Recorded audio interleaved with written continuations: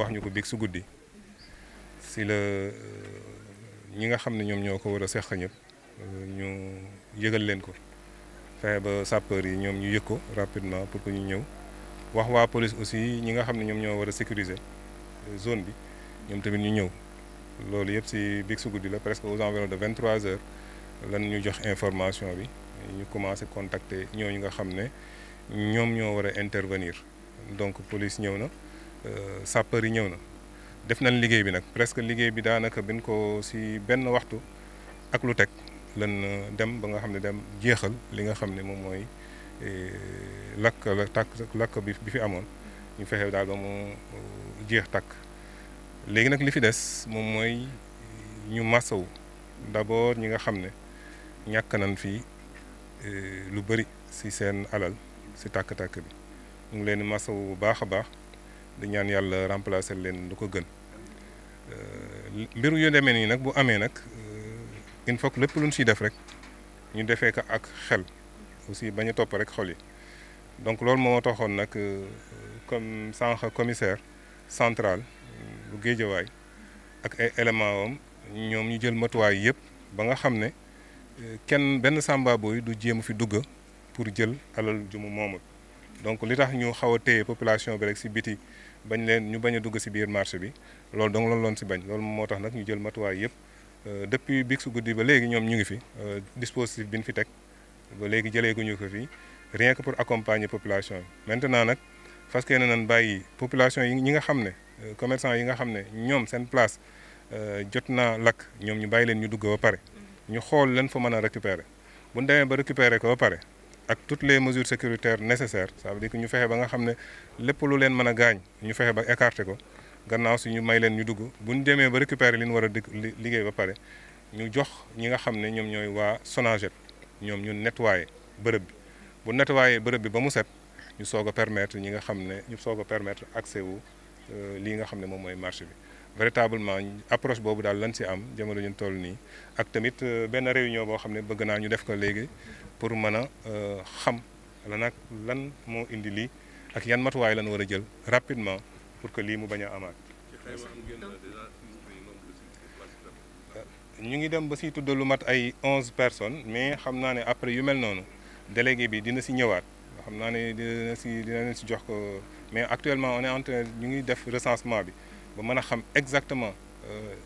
lan moo fi jot a yàqu ak ñan ñoo yàqu la donc loolu aussi bu ñu demee ba pare si xam naa den si jéem a waxtaan ak ki nga xam ne moom mooy madame le maire lépp loo xam ne jàppale ak bu si mën a nekk rek ñu def ko lu si mën a nekk tamit ñu xam ne rek yéene bi moom mi ngi fi pour vraiment taxaw ñi nga xam ne ñoom ñoo si yàqule.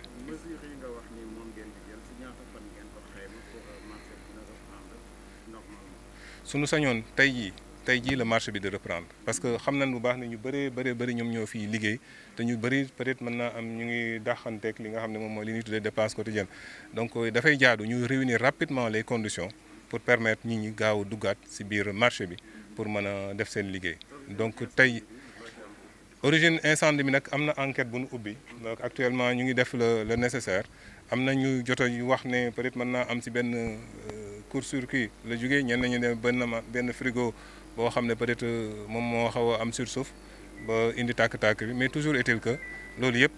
gëstu yi ñuy gëstu ak les services techniques yi nga xam ne ñoom ñoo si ko war a toppatoo bon dinañu gën a mën a leeral li nga xam ne moom moo indi loolu tàkk-tàkk boobu. yan mesures ngeen envisagé bu ko defee li ni mel dootul amati ci marché bi dans la localité. donc li si jiitu moom mooy comme ni ma wax léegi rek réunion boo xam ne le sous-préfet de Sam Notaire dina ko réunir ak maire Sam Notaire ak délégué yi ak waa police ak sapeur yi ak bépp service technique boo xam ne mën nañu may ñu xam yan yoon la ñuy jaar ba nga xam ne jafe-jafe bi ñu am tey jii ñu bañ ko amati donc loolu moom incha allah rabi bu ñu paree si daanaka si ngoon gi mën naa am bu dee yëf yi mën na yemb na ñu fexe ba def réunion boobu pour xool nan yan matuwaay la ñuy jël pour que loolu bañ a amati mais chaque fois problème bi ñu am moom mooy lu mel ne li ñuy tuddee commission auxiliaire de protection civile assez souvent dafiy ñëw joxe recommandation yi mais jafe-jafe bi ñuy am moom mooy nit ñi topp ko malgré insistance bi ñu siy def mais li si jafe-jafe bi ñuy am moom mooy nit ñi respecté surtout concernant les branchements clandestins da ngay jékki-jékki nit koo xam ne day jékki-jékki rek tiire fiilam sans respecter benn norme rek kooku branché li nga xam ne moom mooy cantine am wala place am donc yooyu véritablement dañuy indi jafe-jafe donc maa ngi sàkku ci population bi surtout les commerçants yi fi nekk comme fii la ñuy daanee son doole ñoom tamit nañ réunir conditions yi nga xam ne moom mooy tax dara du leen dal waaw donc nan ñu jàppale ba bu ñu dalee def ay branchement clandestin au moins ñu xam ne wóorul mën nañ lor seen bopp mais dolaa da ñeneen ñi aussi donc la Sénélec sax dañ ko wax mu mujjee ñëw rien que pour mën ñu éviter ay situation yoo xam ne gënul parce que ñun yàlla def noo nattoo benn intervention bu loon def benn marché bu nekk Diourbel boo xam ne dafa jotoon a tàkk isolé woon nan li nga xam ne moom mooy marché bi ba daanaka amatul woon courant mais dafa amoon ñenn ñu defoon ay branchement clandestin yoo xam ne si en dehors du marché lañ jëlee woon courant foofu nag courant yooyu cela va sans dire nit ñi duñ ko mën a maîtriser duñ xam fu mu jaar bi sapeur yi demee ba terminer li nga xam ne moom mooy seen liggéey kenn si seen naataango moom moo jékki-jékki jéggi benn câble boo xam ne amoon na courant boo xam ne branchement bi si biti la jógee donc te que branchement clandestin la looloo ko yóbbu àllaaxira si je peux m'exprimer donc moo tax nag il faut que ñu bàyyi xel ne képp ku def branchement clandestin mën naa am mu lor boppam mais mu lor tamit ñeneen ñi nga xam ne ñoom ñooy les usagers ñoom ñoo nekk si biir marché bi moo tax ñu ngi sàkku vraiment li jëm si wàllu branchement clandestin ñi bàyyi ko définitivement en tout cas Sénélec nga fi pour après gëstu xool ndax am na fi ay branchement clandestin yooyu yëpp ñu dindi ko ba mu set wicc et par la suite pour mën a éviter bu dee ay affaire court-circuit moom court-circuit loolu moom ñu fexe ba nga xam ne dootu fi amati. au-delà de branchement yi nga wax gis nañ ne marché yi boo duggee dafa am désorganisation au début dañu waxoon bâtiment yi du am ay zinc du am ay table yu ñuy teg ci kaw mais boo duggee fii da ngay gis ne lépp ay zinc la ak i table boo génnee ci marché bi lu koy wax fii Kër Sër la hôpital la li ginnaaw dañ fa tabax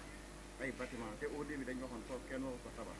mais dañ ko tabax ba mu fees kenn xamul les raisons léegi yéen yan matuwaay ngeen ci war a jël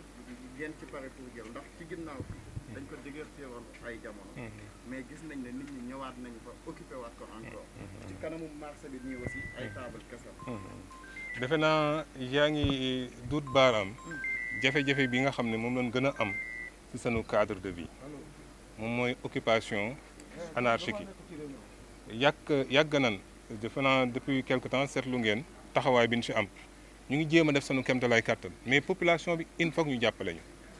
il faut ku nekk ci population bi xam ne moom moo warul def lu mel noonu parce que saa yu ko defee rek mu ngi lor askan wi yëpp parce que koo ci wax rek mu ne la en fait damay ut lu ma yóbbul njaboot gi damay daan sama doole mais daan ci doole ba pare di xañ askan wi li nga xam ne moom lan moom mooy occuper espace boo xam ne waroo ko occuper loolu ñu ngi def sunu kéemtalaay kàttan véritablement ay opération ça veut dire que dakkul depuis lors ñu ngi ci ay opération yu mel noonu fan yi passé rek defe naa ku seetlu kooku bu dee seetlu ngeen fan yi passé rek ñëw nañ fi def benn opération boo xam ne neexul ba neexul wante dañuy sant commerçant yi nga xam ne ñoom ñoo ñu jàppale ci opération boobu moom mooy ci fii nga xam ne moom mooy dispensaire Kër Sër am na ñu fa nekkoon mais bi ñu ñëwee waxtaan ak ñoom ci njëkk ak teraanga ne leen ni ngeen toogee nii ci buntu dispensaire bi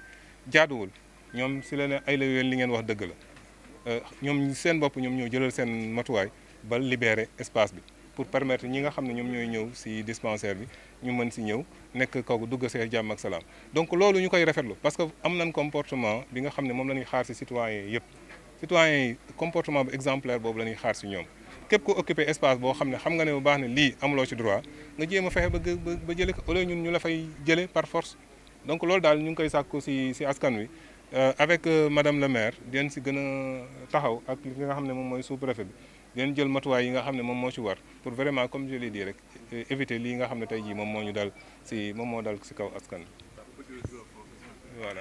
voilà donc nous étions venus aujourd'hui au niveau du marché Sam pour s'enquérir déjà de la situation